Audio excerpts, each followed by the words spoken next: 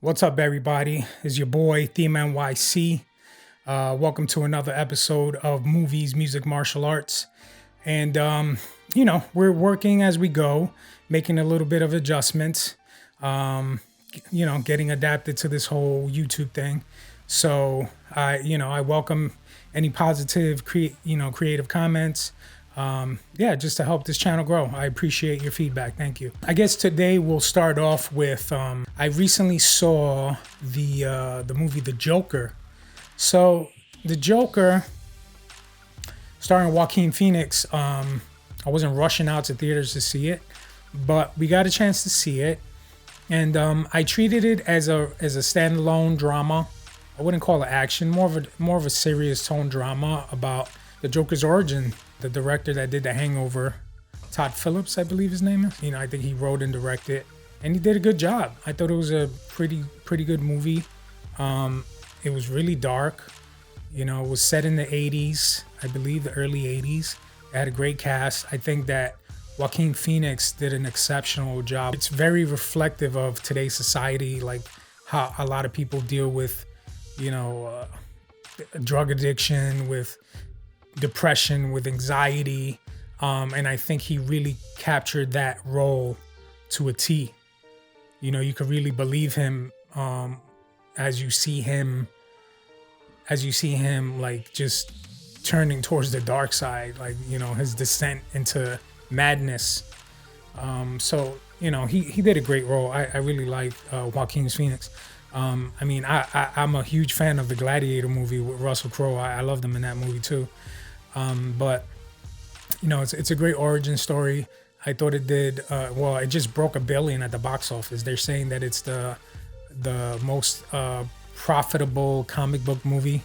So it's profitable because it had a reasonable budget to begin with. So and then they made $1 billion. It's not like Avengers Endgame that took like almost $500 million, or $250 million to produce. So that's what they're talking about, the profits. But yeah, they had some good supporting characters. I'm not gonna get into spoilers, but the ending it's kind of up to interpretation. You take it how you want. Whether things really happen, whether certain events that played out in the movie didn't happen, I guess it's really up to the viewer. And I think that they're talking about doing a sequel. So we'll see how that plays out. I think the director said that he does not plan on having Batman involved in the film at all. So this is just a continuation of the Joker's story. Or maybe they'll introduce another villain.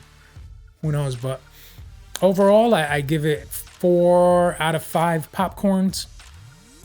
Just because still, it's just DC, like they're all over the place. They need someone like a Kevin Feige to really reel them in, and I think they're getting there. They're putting out some decent movies. I think Aquaman was a little over the top. It was good. I like the action scenes that from Aquaman, but it was just over bloated. It was too much, but I still enjoyed it. This is my just a brief recap of The Joker. I would recommend, if you haven't gone to see it, go see it. It's a very intense and emotional movie. A lot of things people might take, to heart, but it's a good piece of art and definitely a good film. So that's that. At first I was hating on it. I'm not gonna lie. So, I think as a Marvel fan, you give these DC movies a try. I'd like to say that I enjoy what they've done so far, but they slipped a little bit. They're making a comeback now, but so my main critique is they kind of slipped away from the stuff that they were creating originally with the original Man of Steel, and then which was a Zack Snyder directed, and then they followed up with Batman v Superman, and I was one of the very few people that enjoyed it. I liked the dark tone that it had. I don't think that it needed to be, made more comical just because, or just lightened lighten mood just because Marvel was doing it. I thought that DC had their own look, and I like where they were going, but I guess they decided to change the look and just to, I guess, catch up to the Marvel. The Justice League was kind of, I don't know, it was a mix and mash of just Zack Snyder's vision along with Joss Whedon, who directed the first two Avengers movies, and I just think it was just like a Frankenstein. It wasn't. It was whack. So they're making a comeback now. So they released Aquaman that did well, and they also released Shazam that also did well, and those were more lighthearted movies. They released these movies, and then they announced that they were doing a solo Joker movie, and I like the villain. I think he's great. I think he's very multi-layered. He's a psycho. I just didn't understand that move as to why, instead of making another Man of Steel sequel, which everybody was waiting for, or even making a new Batman movie, which fell apart. I think Ben Affleck was supposed to write and direct it, and that fell apart, and they got some other director on board, and that didn't go through, and now they got this new one with the dude from the Twilight movies. I forgot his name. Anyway, so we'll see where that goes, but it just goes back to my point. I was a little confused as to why they would do a solo Joker movie when they had all these other franchises that were still in the works, and I don't know. It was just confusing. So speaking of Zack Snyder, there's been an online petition, or quote unquote a petition, but a lot of stars that were involved in the Justice League movie are starting to tweet and put out statements about releasing the Snyder Cut. So that became that became a trending hashtag on social media about releasing the Snyder Cut. So a lot of fans that, as like myself, that were disappointed with the Justice League movie, we want to see. So apparently, at some point, Zack Snyder had filmed the majority of the movie, or if not all of it, before he departed because of personal things that he had to deal with. He departed from the project, and then Joss Whedon came in and finished I guess he worked with the editing team to finish putting the movie together. They did a lot of reshoots for Joss Whedon, so the movie was all over the place. But a lot of people were curious as to what a Zack Snyder cut would look like. But that means that they need to go back, get all the footage, and put it into post, put all the special effects, do a score. There's a lot involved with just releasing a movie as a whole. So I vote yes. Warner Brothers, I'm sure you got the money to do it. Why not? Maybe put it out on the DC Universe app or something, or put it out on Netflix, as a special release, just to give the fans what they want, man. A lot of people have been clamoring for that for a while now. So, I'm among them I'm curious. A full cut of just Zack Snyder's vision of what he wanted to do with the Justice League. I mean, that whole thing with Superman and Henry Cavill with the Photoshop of his mouth, it was just like, that should kill the movie for me. Just looking at him, like, you knew his mouth was CGI. He was all filming Mission Impossible, which was really good. I enjoyed that Mission Impossible flick. But just fucking film him with the black suit, have the beard on him. Who cares? But anyway. So let's see what happens. Hopefully they'll bring Henry Cavill back as Superman. I know he's tied up in some other projects. He's doing The Witcher on Netflix. So I don't know anything about that show or the story. I think it's based on a game. I'm not a big gamer.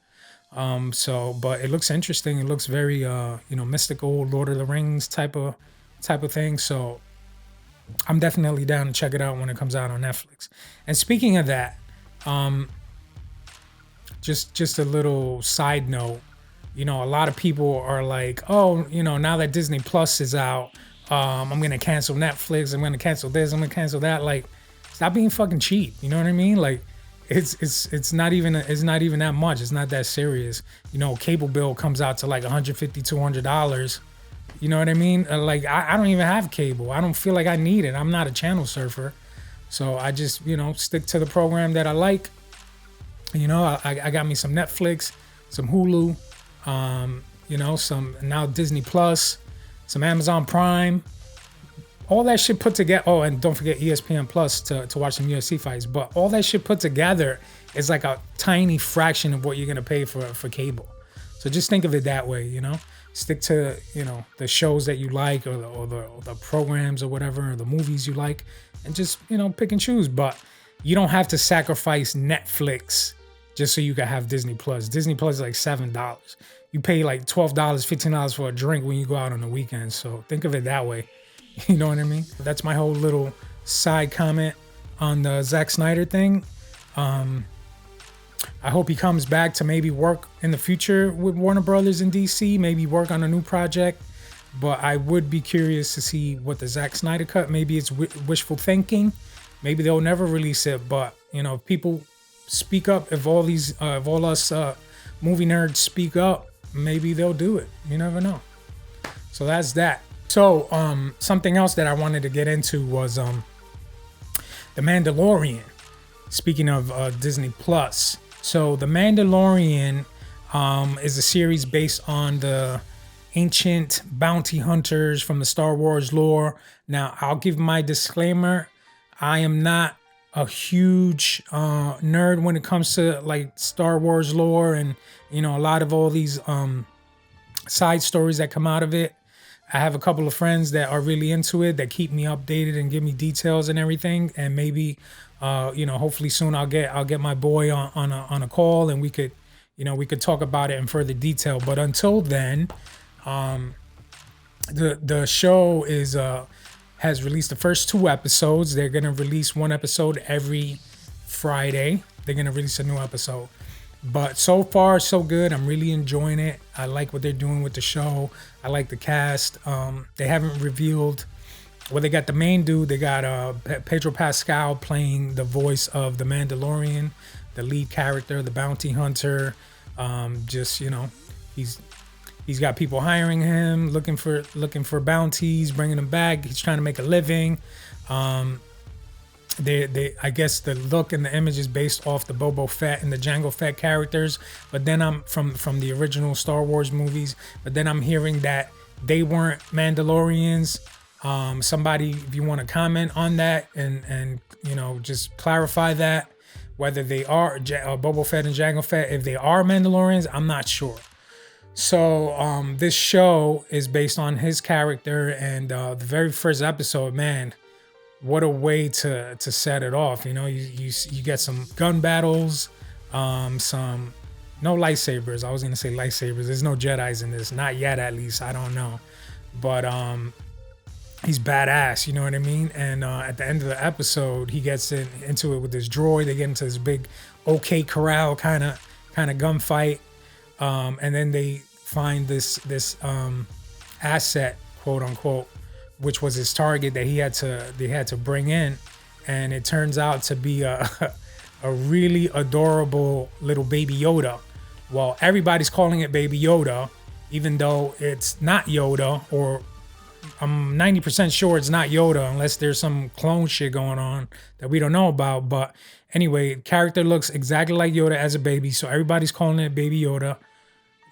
Don't be an asshole and just say, oh, well, his name's not Baby Yoda. I don't know.